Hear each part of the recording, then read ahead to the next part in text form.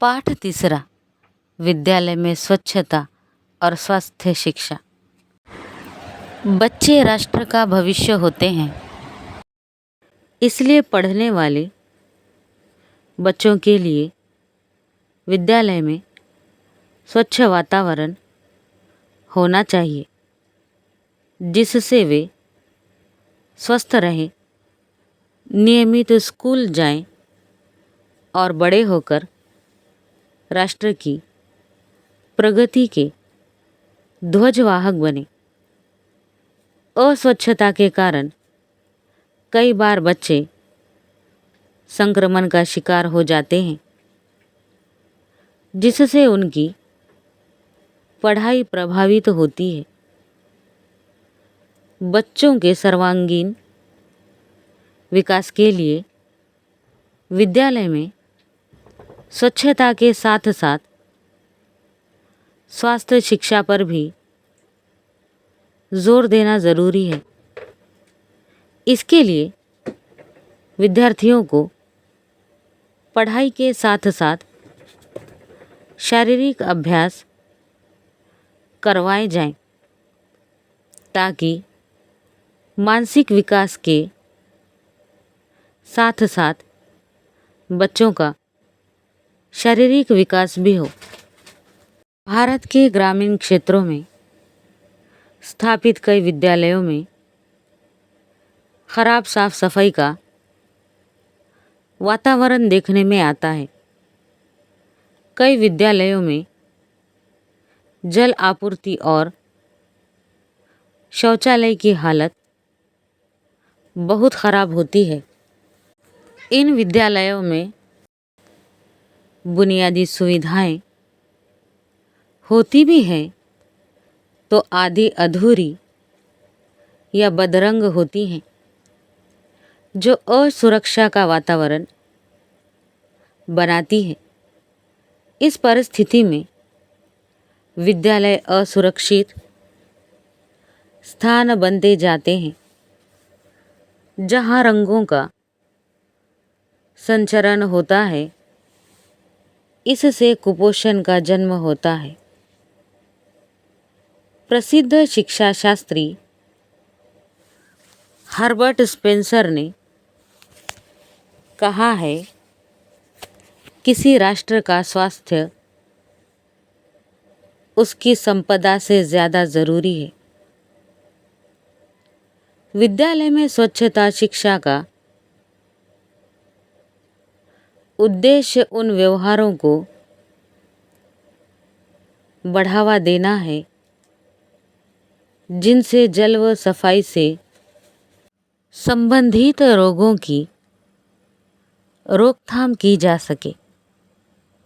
साथ ही बच्चों में स्वास्थ्य संबंधी आदतों का निर्माण किया जा सके। इसलिए सुविधाओं, सही आदतों तथा शिक्षा को एक साथ मिलाने पर वर्तमान और भविष्य में सकारात्मक प्रभाव पड़ सकेगा। विद्यालय में स्वच्छता के लिए बच्चे भी अपनी ओर से बहुत कुछ कर सकते हैं। इससे पहली बात, कागज़ की कतरनें और खाने पीने की चीज़ें यहाँ वहाँ न फैलाएं। बैठने की जगह साफ करें। इसलिए घर से बैग में एक कपड़ा रख कर ला सकते हैं। दीवारों पर पेन, पेंसिलों, रंगों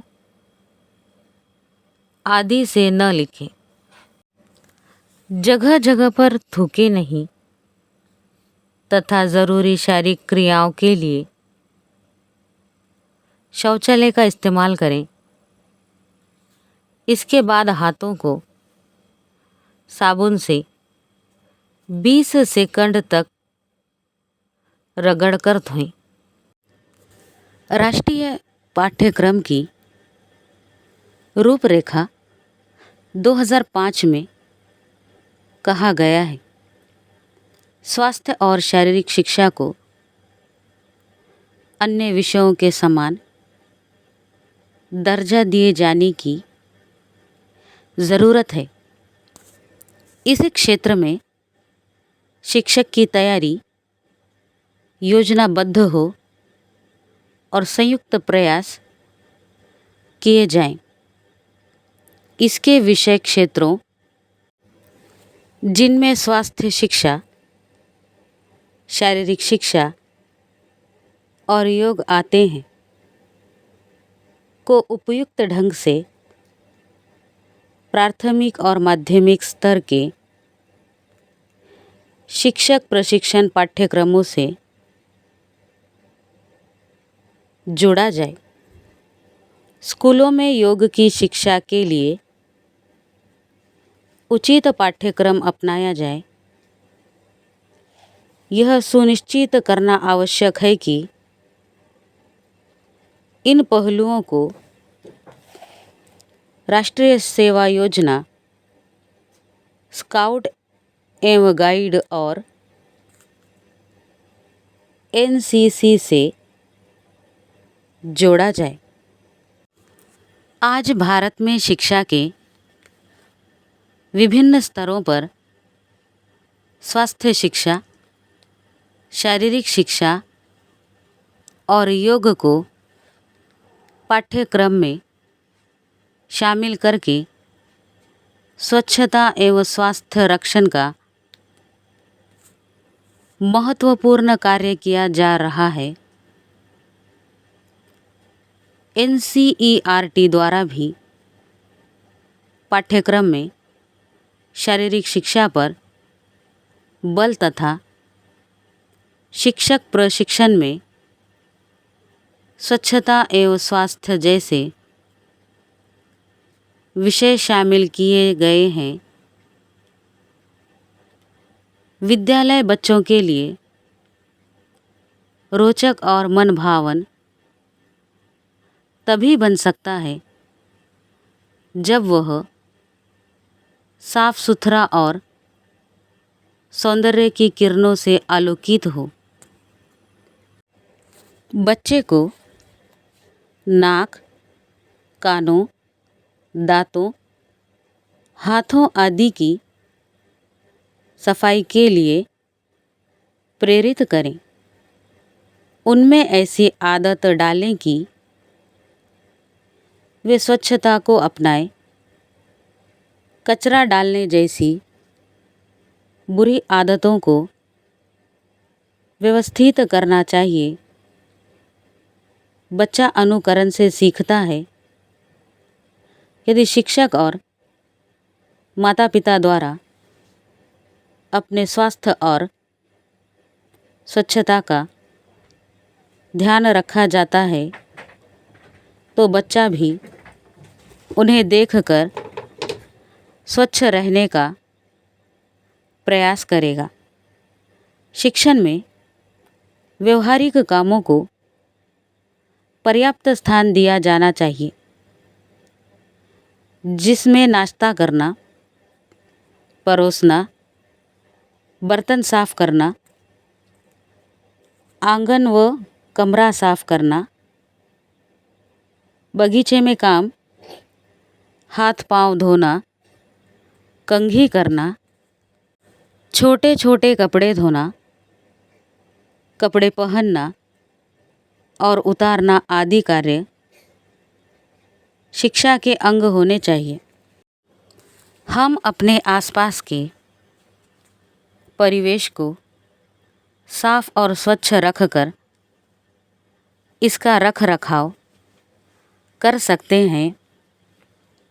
इसमें पर्यावरण स्वच्छता, जल की शुद्धता और अपशिष्ट का सुरक्षित ढंग से निपटान आदि कार्य आते हैं। हम कई वस्तुओं को अपशिष्ट और फालतू मानकर उनकी अनदेखी करते हैं और इसे बाहर फेंक देते हैं, इनसे ही कूड़ा करकट बनता है। हम इन वस्तुओं का प्रयोग कर सकते हैं, जैसे घास फूस का प्रयोग जानवरों के आहार के रूप में किया जा सकता है। पुराने अखबार और टीन को कबाड़ में बेचा जा सकता है। इनसे साज सज्जा और उपयोगी वस्तुएं बनाई जा सकती हैं। इस प्रकार अपशिष्ट सामान को सही उपयोग में लाकर हम अपने आसपास के वातावरण को प्रदूषित होने से बचा सकते हैं। ग्रामीण क्षेत्रों में कूड़ा करकट और बेकार का सामान जला दिया जाता है। इसका धुआं वायु प्रदूषित करता है। इसलिए कूड़ा निपटाने का यह तरीका सही नहीं माना जाता।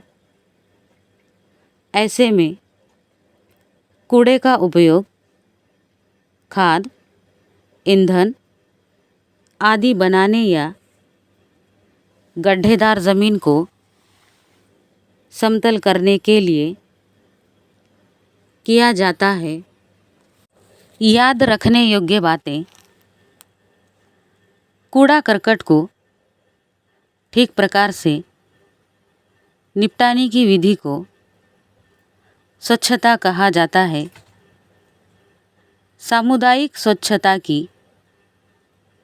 देखरेख करना हमारा कर्तव्य है। लोगों को मलमूत्र विसर्जन और गंदे कपड़े धोकर तालाब का पानी दूषित नहीं करना चाहिए। बच्चों को पटाखे फोड़कर वातावरण प्रदूषित नहीं करना चाहिए। शौचालय खुले या खुली नालियों में बहने वाले नहीं होने चाहिए। बेकार वस्तुओं को कबाड़ में बेचना चाहिए या उनसे उपयोगी वस्तुएं बनाई जा सकती हैं। घरेलू कूड़े और पशुओं के गोबर का प्रयोग खाद, ईंधन आदि बनाने या भूमि को समतल करने में होना चाहिए। स्वास्थ्य को सिर्फ किताबी ज्ञान तक सीमित न रखकर उसका व्यवहारिक ज्ञान भी देना चाहिए। स्वास्थ्य शिक्षा की पुस्तक को उतनी ही गंभीरता से पढ़ाया जाए जैसे दूसरे विषय पढ़ाए जाते हैं। विद्यार्थियों को व्यक्तिगत व पारिवारिक स्वास्थ्य रक्षा तथा स्वास्थ्य नियमों की जानकारी दी जाए। बच्चों को संक्रामक रोगों की घातकता तथा उन्हें रोकने के उपायों के प्रति जागरूक किया जाए। बच्चों को स्वास्थ्य रक्षा के सामूहिक उत्तरदायित्व को उठाने की शिक्षा दी जाए।